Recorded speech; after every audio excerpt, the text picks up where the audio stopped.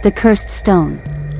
Rajesh was a successful software engineer who had recently moved to a town near Hyderabad with his wife and 2 children. He had bought a plot of land to build his dream home and hired a contractor to start the construction.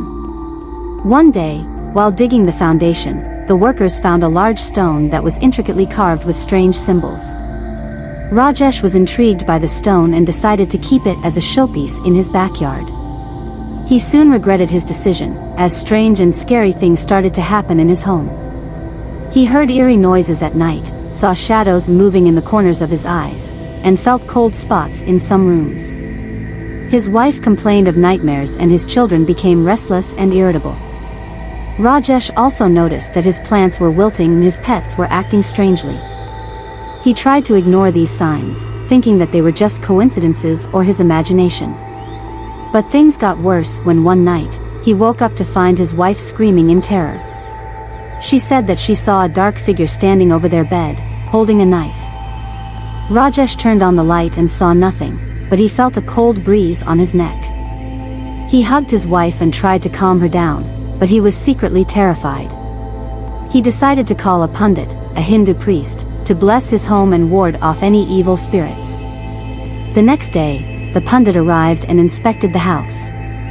He sensed a strong negative energy emanating from the backyard and asked Rajesh to show him the stone. When he saw it, he gasped and said that it was a cursed stone that belonged to an ancient cult that practiced dark magic. He said that the stone had a powerful spirit trapped inside it, and that it was angry and vengeful. He said that Rajesh had unknowingly disturbed its resting place and invited its wrath.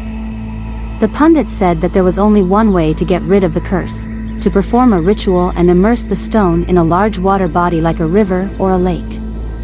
He said that the ritual had to be done before the next full moon, or else the spirit would become stronger and more dangerous. He also warned Rajesh not to touch the stone or move it from its place, as it could trigger its wrath. Rajesh agreed to do as the pundit said and prepared for the ritual. He gathered some items that the pundit had asked him to bring, such as incense, flowers, rice, milk, and honey. He also arranged for a truck to transport the stone to the nearest river. The pundit performed some prayers and chants in Sanskrit and sprinkled holy water on the stone. He then instructed Rajesh and his family to join him in circling around the stone 7 times, while repeating some mantras. After completing the ritual, they carefully loaded the stone onto the truck and drove to the river. The pundit said that they had to throw the stone into the water with their backs turned, without looking at it or saying anything. He also said that they had to leave immediately after doing so, without looking back or stopping on their way home. Rajesh followed the pundit's instructions and threw the stone into the river with all his strength. He felt a sudden jolt of pain in his arm, as if something had bitten him, but he ignored it and quickly got into the truck with his family. They drove away from the river as fast as they could, hoping that they had finally gotten rid of their problem. They reached their home safely and thanked the pundit for his help. The pundit said that they had done well and that they should not worry anymore. He said that he would pray for their peace and happiness and left them with his blessings. Rajesh felt relieved and hopeful that things would go back to normal. He hugged his wife and children and told them that he loved them. They smiled and said that they loved him too.